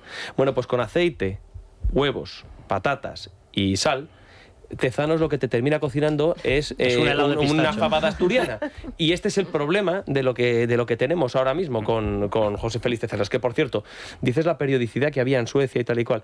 En España no se hacían sondeos del CIS con intención de voto cada mes, como se hacen ahora, que es decir, sale muchísimo más caro, la dotación económica ha crecido mucho y la tomadura de pelo yo creo también. Pues fíjate que nos está escuchando ya Juan Antonio Ruiz Castillo. Juan Antonio, bienvenido. Hola, buenas noches. Juan Antonio, muchísimas gracias por atendernos, exdiputado del Partido Socialista y miembro del grupo crítico que ha surgido ahora de la Asociación para el Consenso Social y la Democracia. Me da que el CIS no ha debido contactar contigo, porque creo que tú muy favorable a estos temas de corrupción como que no eres, ¿verdad? ¿Sabes la pena que me da a mí que el CIS hubo unos años en que era un instituto verdaderamente serio y prestigioso, y todo el mundo le prestaba muchísima atención y nos guiábamos muchísimo por lo que el CIS decía, hasta convertirse en lo que se ha convertido hoy, que es lo que la presidenta Aguirre llamaría una mamandurria o algo por el estilo, ¿no? Es decir, no hay que llegar a Tezanos. Si se ve el segundo nivel del CIS, de la gente que ha incorporado Tezanos desde que es presidente del CIS, pues no habría mucho más que comentar, porque son todos afines a Moncloa y a Ferraz. ¿Tú crees esta historia de que está aguantando bien el Partido Socialista, que no le importa al votante socialista el tema de la corrupción, que da lo mismo, que puede aguantar porque tiene un suelo tan firme? No, eso hay una cosa que los sociólogos, además, que hemos estudiado muchísima estadística y además empezamos nuestro trabajo en empresas dedicadas a esto, como yo mismo empecé en una empresa que se llamaba Sofemasa, llamamos, y que es la intuición y el sentido común. Es decir, es imposible que a un votante socialista no le dé profundamente asco lo que está pasando en estos momentos en el país en nombre o gobernado por su partido o por este señor que hay de presidente del gobierno. ¿Qué capacidad operativa tenéis vosotros, Juan Antonio, dentro del Partido Socialista? Pues capacidad operativa interna ninguna, es decir, porque el partido simple y llanamente en el que yo sigo militando y sigo estando afiliado, está cerrado. O sea, las comunicaciones son básicamente online y se dedican a ensalzar pues solamente la labor que hacen los grandes ministros de este gobierno y sus varones que ha ido poniendo en cada comunidad autónoma. Por lo tanto, la relación en estos momentos es de cesarismo en lo que respecta al Partido Socialista. Vamos, que Pedro Sánchez se ha cargado lo que es un partido en sí. Sí, se ha cargado lo que es un partido así, y a mí me sigue sorprendiendo la ingenuidad con la que algunos críticos que comparten la mayor parte de mis ideas o yo las suyas, como por ejemplo lo he podido leer hoy en una entrevista a Jordi Sevilla, dice de crear una corriente interna. Bueno, esto solamente, a mí particularmente, que hago vida de partido, me suena pues eso, una entelequia. El partido no existe. Lo que estamos descubriendo ahora de casos de corrupción, cuando lo ve una persona como tú, Juan Antonio, ¿qué siente? Lo primero, ganas de pedir perdón. Eso es lo primero. Lo segundo, un profundo asco y una vergüenza, porque uno tiene amigos, tiene familia, tiene una trayectoria dentro de este partido. Yo he sido alto cargo en las 3 administraciones, y cuando uno ve los sobres con los nombres, las cantidades, cómo ahora se quiere romper con un abogado para ver si te retrasan la declaración en el Supremo, cuando seas de chistorra, de chufi, pues nos da una profunda vergüenza y un profundo asco.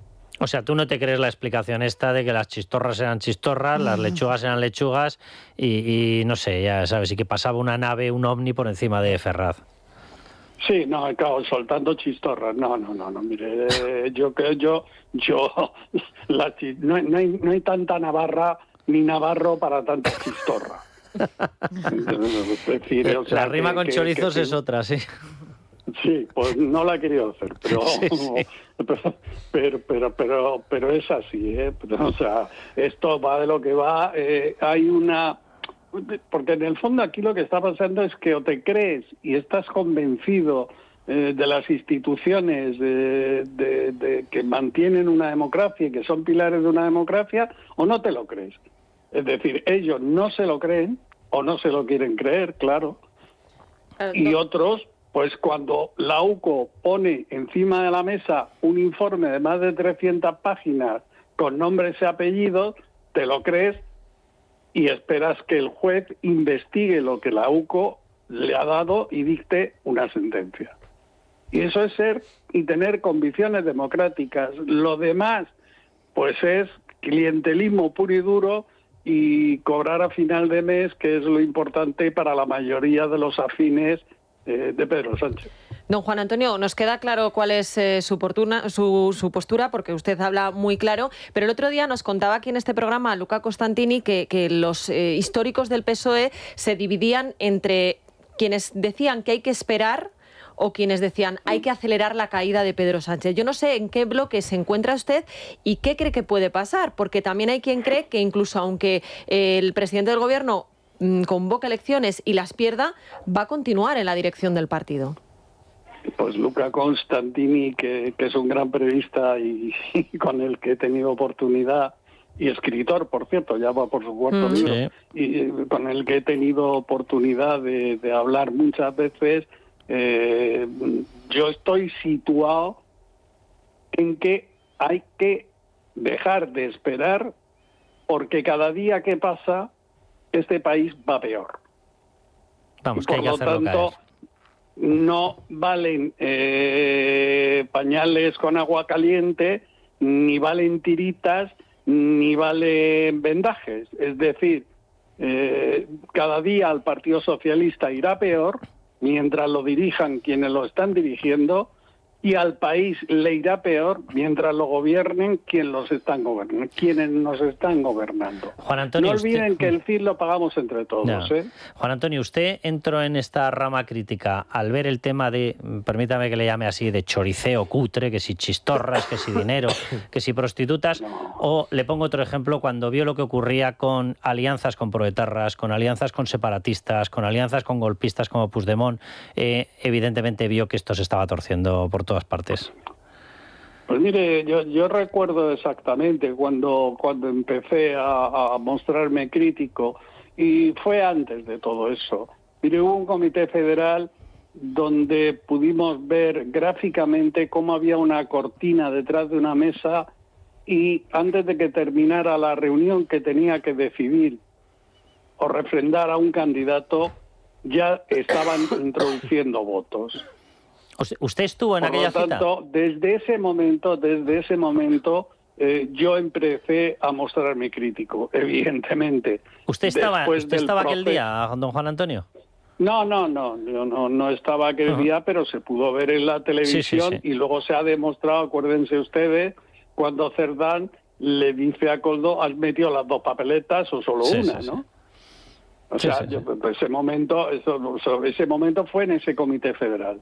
Y luego ya, evidentemente, el Profes, y bueno, el caso de los terroristas que yo creía durante toda mi vida de militancia en este partido, porque son 42 años, que no vería nunca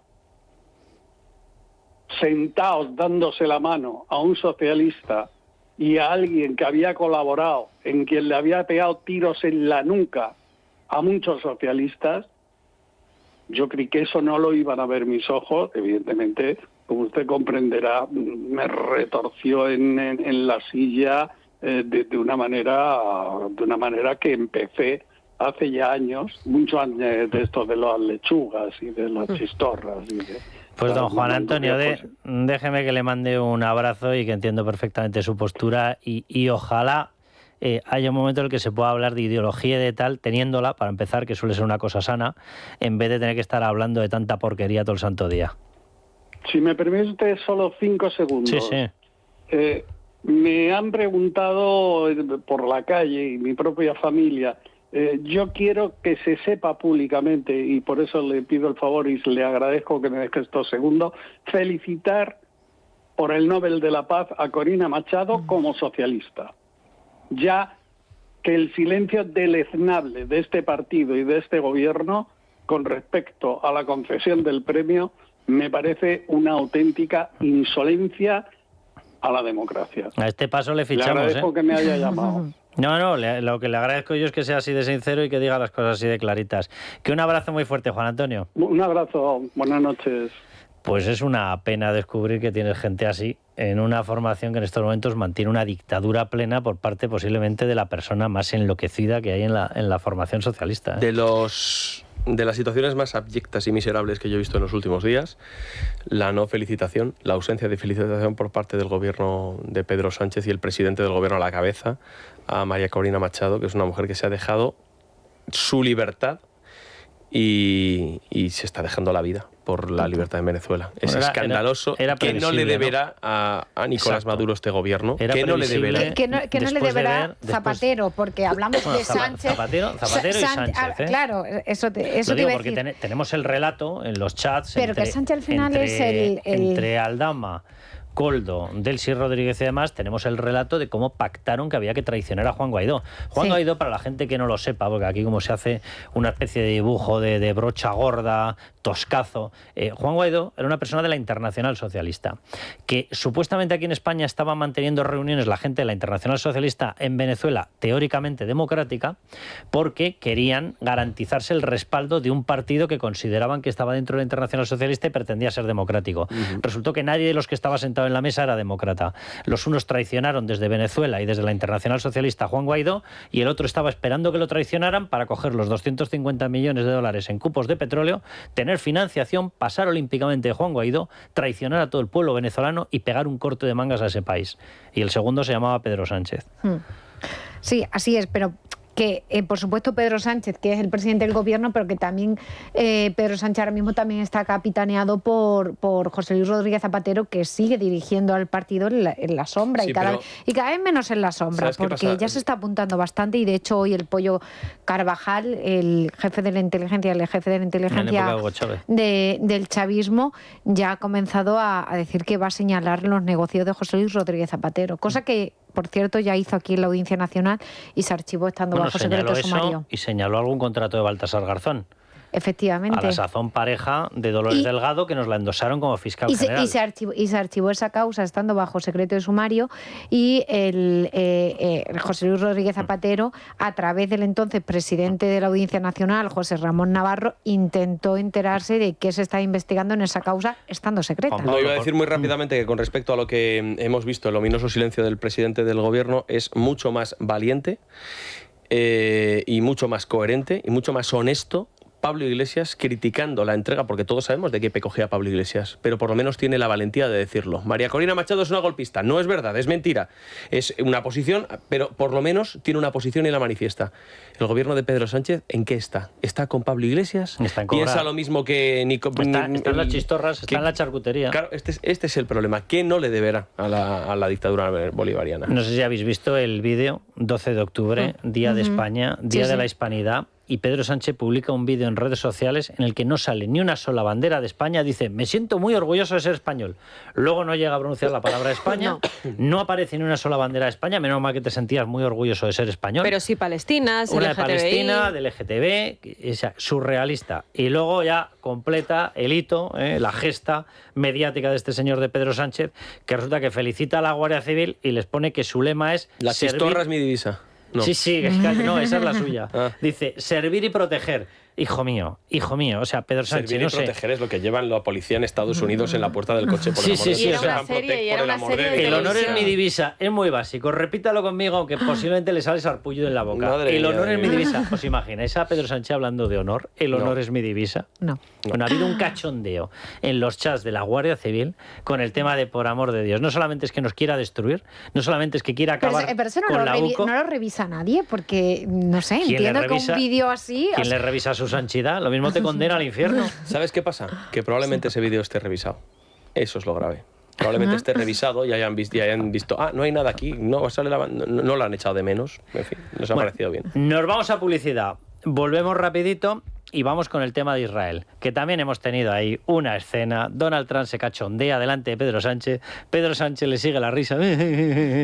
Tan gallardo, tan ufano, tan valiente aquí para torturar a todo el mundo. Ahora, le coge Donald Trump y le mete una paliza mediática de mucho cuidado. Una paliza y se lo traga de arriba abajo. Ignacio Escudero, bienvenido. Buenas noches. Bueno, pues vamos a empezar actualizando la información de la DANA, de las inundaciones que está afectando sobre todo a la zona sur de Cataluña. Hasta ahora se ha confirmado que mañana se suspenderán las clases en 4 comarcas del sur de Tarragona y además Adif ha anunciado que mantendrá suspendida la circulación en varios tramos del corredor mediterráneo en las provincias de Tarragona y Castellón. Y hoy hemos conocido el dictamen de la Comisión de Venecia sobre el modelo de elección de los vocales del Consejo General del Poder Judicial. Y se desvela que el Gobierno filtró el informe sesgado, mintiendo, se lo digo llanamente, para ocultar que la propuesta del Ejecutivo no se adapta a los estándares europeos. Como ya hiciera con el informe de la Comisión sobre la amnistía, el Gobierno de Sánchez ha filtrado horas antes de la publicación del original una información sesgada sobre este nuevo informe en relación al modelo de formación del CGPJ. Ha sido tan solo 3 horas después cuando se ha publicado el informe real y en él se desvela que la propuesta del sector progresista, que cuenta con el apoyo del Ejecutivo, no cumple los estándares europeos porque vulnera el procedimiento al hacerlo susceptible de politización externa en el Parlamento. En el resumen interesado que el Ministerio de Justicia de Félix Bolaños había anticipado, se dice hasta en 2 ocasiones que la propuesta progresista cumple los estándares de Europa, todo lo contrario al dictamen de la Comisión de Venecia, que en cambio sí asegura que el modelo del bloque conservador sí lo cumple. Se lo traduzco. Cuando vean que da una explicación sobre cualquier cosa el Partido Socialista, Le dan la vuelta, donde pone más, ponen menos y ya está, ya tienen la verdad. El Partido Popular presentará mañana en Barcelona su nuevo plan contra la inmigración ilegal. El documento propone endurecer los controles de edad para evitar fraude en los casos de inmigrantes que se hacen pasar por menores. El PP plantea que los recién llegados deban acreditar su edad con un pasaporte auténtico o someterse a pruebas médicas en un plazo máximo de 72 horas. Sobre este asunto, Feijóo esta mañana en Antena 3 decía lo siguiente. Tenemos que modificar la ley de extranjería, la ley orgánica del Poder Judicial y el Código Penal. Nuestra propuesta de inmigración es una propuesta sensata, europea y una propuesta para ejecutar, para quedarse. Mire, hay 5 ministerios que hablan de inmigración y ninguno de ellos hace nada. Nosotros vamos a centralizar toda la inmigración en una única autoridad para ordenar. Y cómo no, nuevo palo fiscal. El Gobierno plantea subir las cotizaciones a los autónomos que podrían aumentar hasta en 200 euros. La propuesta del Ministerio de Seguridad Social es que aumente de forma progresiva desde el próximo 2026 hasta el año 2031. En las bases de cotización por ingresos, las cuotas mensuales podrían subir en la tabla general de los 590 euros actuales a los 796. Lorenzo Amor, presidente de la Asociación Nacional de Asociaciones de Autónomos, ATA, decía esto al respecto en declaraciones a la noche de Cuesta. El Gobierno, como no lo temíamos, pues vive en una auténtica burbuja. Esto es un auténtico sablazo a los autónomos. Y no va a contar ni mucho menos con el aval de ATA. Ya pagan bastante a la Seguridad Social para lo que los autónomos reciben. Yo creo que, o sea, más que una subida progresiva, es una subida progresista, porque creo que es la sexta. O sea, Dios bendito el sablazo que llevamos. Bueno, y Naciones Unidas se ha pronunciado, a diferencia del gobierno español, sobre el Premio Nobel de la Paz a María Corina Machado. El Consejo de Derechos Humanos de la ONU ha advertido de que el chavismo continúa persiguiendo a las voces críticas y ha subrayado la importancia del derecho fundamental a la participación política. Día en el que el régimen de Nicolás Maduro ha comunicado la decisión de cerrar su embajada en Noruega después de haber cerrado la de Australia. A cambio, el régimen de Caracas anuncia la apertura de nuevas misiones diplomáticas en Zimbabue y Burkina Faso. Y el presidente de los Estados Unidos, Donald Trump, ha firmado en Egipto el acuerdo de paz para Gaza, al tiempo que hemos conocido que se reunirá el viernes con el presidente ucraniano Zelensky. El próximo objetivo de Trump, después de conseguir un alto el fuego en Gaza, es poner fin a la guerra en Ucrania. Para ello, el presidente de los Estados Unidos recibirá a Volodymyr Zelensky en la Casa Blanca el próximo viernes 17 de octubre. Bueno, y Hamás, les leo la noticia, ha entregado por fin a los rehenes israelíes tras más de 2 años de cautiverio. Ha entregado, por cierto, a los 20 que quedaban vivos. Otros 28 de los 48 que quedaban sin entregar los entrega muertos.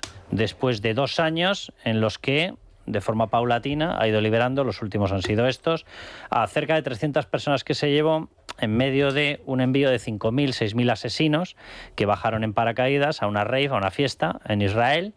Cogieron a toda la población joven que había allí, se fueron de hecho a unas determinadas casas que había, violaron, asesinaron, mataron a más de 1.200 personas, se llevaron a estas otras 300 personas, por el camino torturaron, por el camino machacaron, quemaron vivas a algunas personas, a otras les destrozaron los cuerpos, les cortaron, les fraccionaron los huesos, los exhibieron en redes sociales. Lo digo por la gente de la flotilla. Es que son tan humanos que hay veces que te toca un poco las narices humanas y hay que contar determinadas cosas.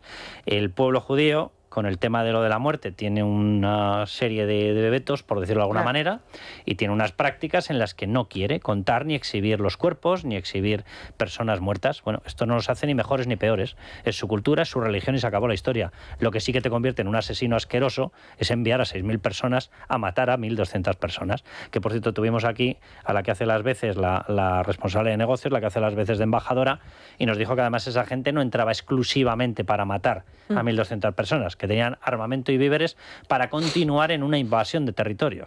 Lo digo también por las barbaridades estas que escuchas en los Yolandos Díaz, los flotillos y toda esta gente.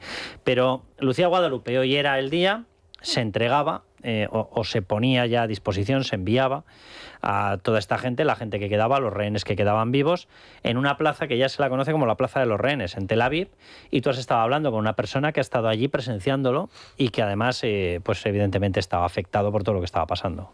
Sí, además desde que se anunció el acuerdo de paz, como decías, la rebautizada Plaza de los Rehenes en Tel Aviv se ha transformado en el centro de reunión espontáneo donde en las últimas horas los israelíes están viviendo el minuto a minuto de la liberación de los rehenes. A las 7 de la mañana, hora española, las pantallas gigantes instaladas en la plaza han mostrado en directo la llegada de los 7 primeros rehenes israelíes vivos, liberados por Hamás, y horas más tarde la de los 13 restantes. Entre los allí presentes en esa plaza ha estado Ronnie Kabuli, un israelí que en declaraciones a este programa ha contado cómo ha vivido la jornada, con esperanza, pero también con una mezcla de expectativas y mucho miedo. Uno de los momentos más emocionantes que se han vivido ha sido cuando han ido llegando los helicópteros militares al hospital cercano a la plaza con rehenes que han sido ingresados para evaluación médica. En un ambiente de mucha emoción, se mezclaba esa alegría con la tristeza en toda la gente, llantos, sonrisas. Vimos pasar un helicóptero que iba con algunos de los secuestrados para el hospital Ichilov, que estaba ahí al lado de la plaza, y bueno, todo el mundo saludando, como queriendo abrazarlos, y el helicóptero se paró unos segundos ahí y fue muy, muy emocionante. No sabíamos hasta el último momento qué iba a pasar.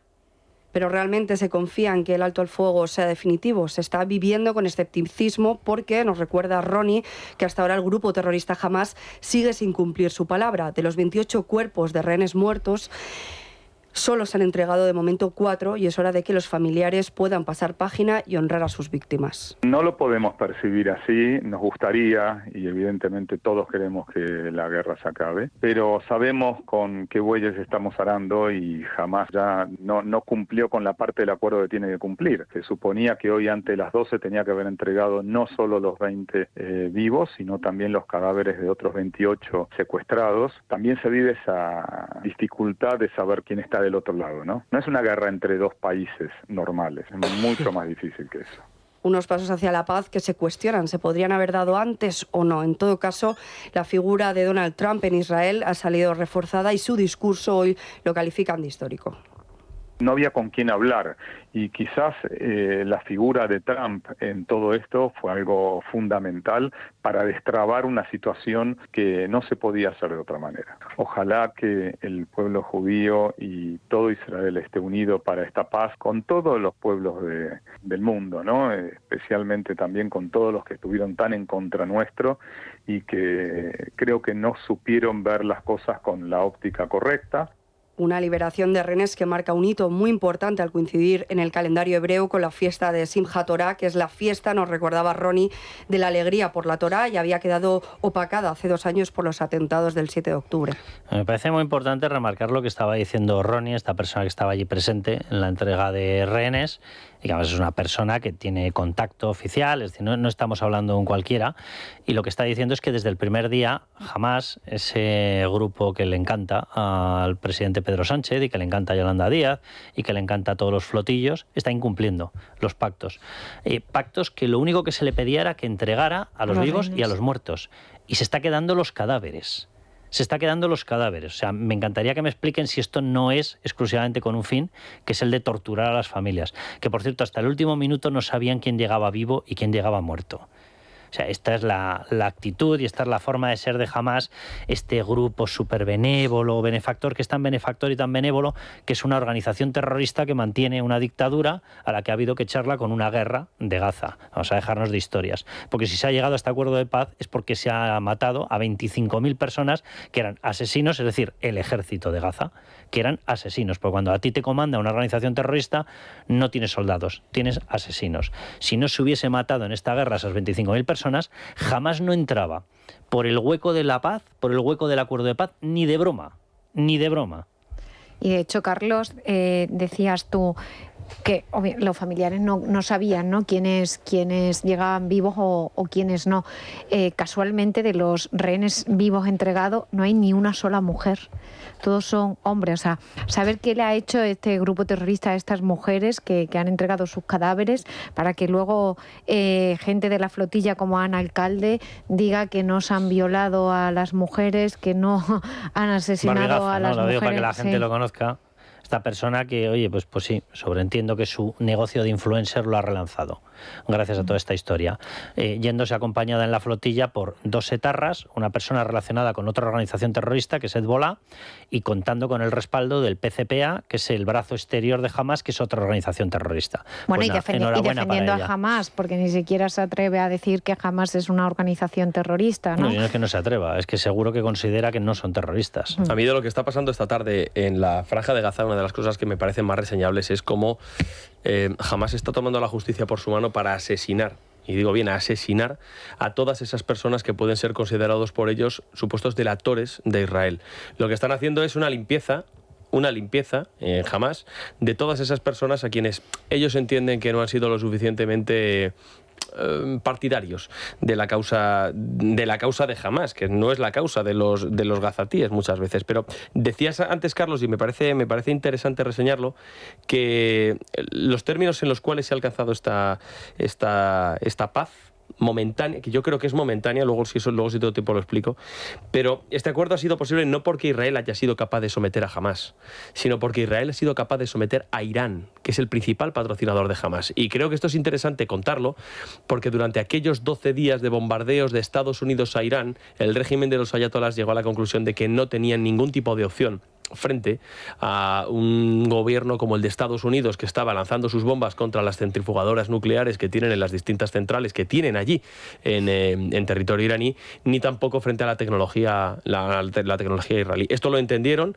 y llegaron a la conclusión de que o firmaban esto o la situación se les podía ir de las manos. Ellos pretendían que el escenario fuera radicalmente opuesto, pero al final no les ha salido así. Y yo creo que hoy es un día, evidentemente, en el que, lógicamente, hay que celebrar, pero de esto que plantea Donald Trump diciendo que la guerra se ha acabado, se lo he escuchado decir 3 veces esta tarde, la guerra se ha acabado, la guerra se ha acabado, la guerra se ha acabado, de ahí a dar a entender que esta es la resolución ya del conflicto árabe-israelí, me parece que media un mundo, porque tiene 80 años. Muy rápido va Donald Trump. Es excesivamente, a mí me parece excesivamente optimista, porque en cuanto se empiece a leer la letra pequeña y empieces a intentar poner de acuerdo a las dos partes del conflicto árabe-israelí, se van a dar cuenta de que es extraordinariamente complejo y de que no es que no estuviera Donald Trump antes en el mundo para solucionarlo, es que había gente extraordinariamente válida, como por ejemplo Isaac Rabin, que no tuvo posibilidad de el establecimiento de los 2 estados, entre otras cosas porque los palestinos se les ha ofrecido en varias ocasiones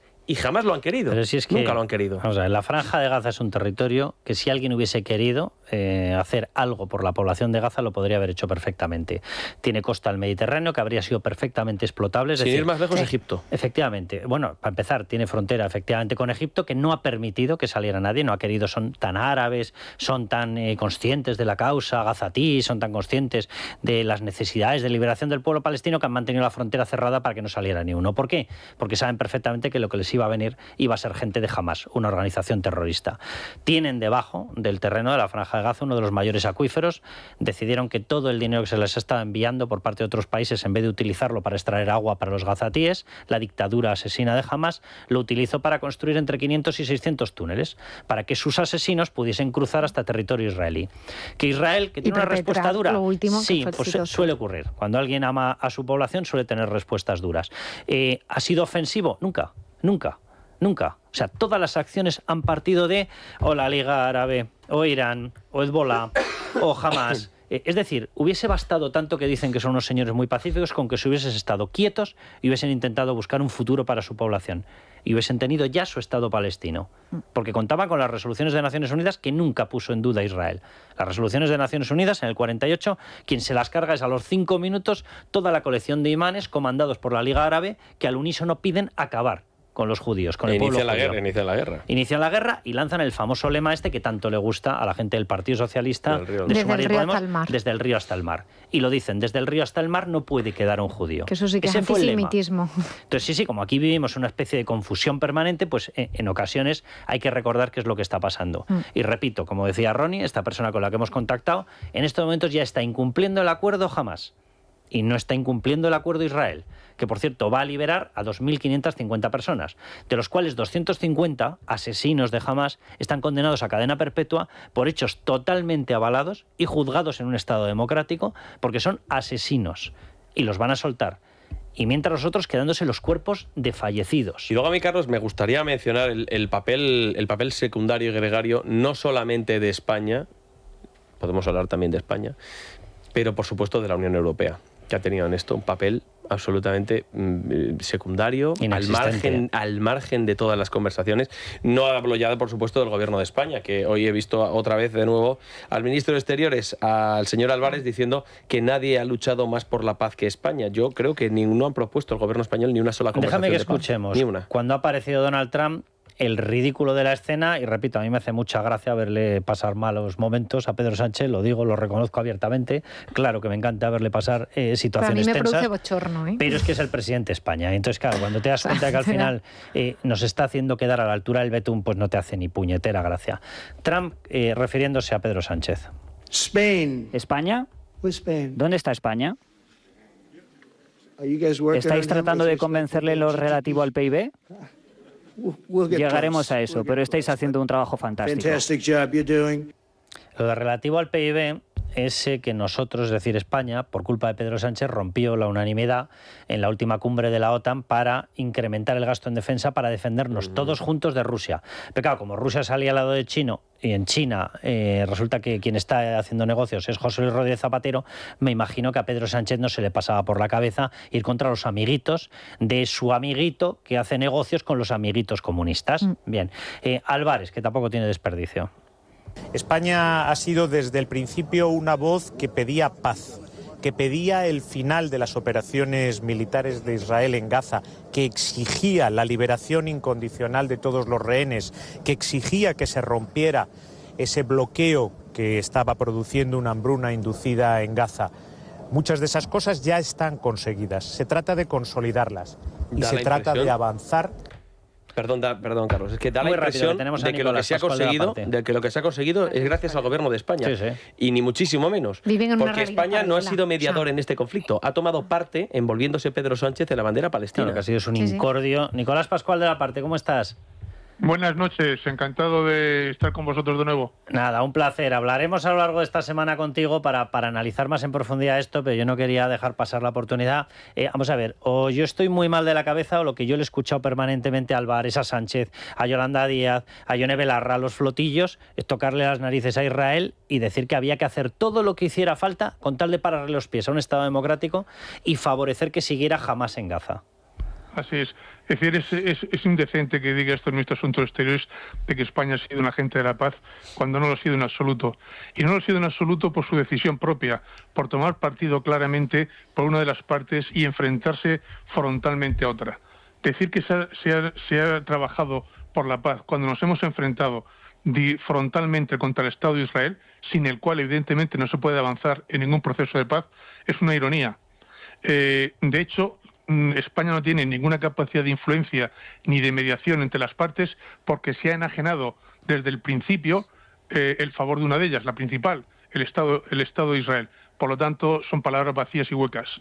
Déjame que te pregunte, Nicolás, también por el tema del Premio Nobel de la Paz de María Corina Machado, las barbaridades que está soltando la izquierda, Pablo Iglesias diciendo que si es como dárselo a Hitler. Increíble. Yo entiendo. Increíble, la verdad es que yo no pensaba que existiese tanto odio, tanto revanchismo por parte de la izquierda española.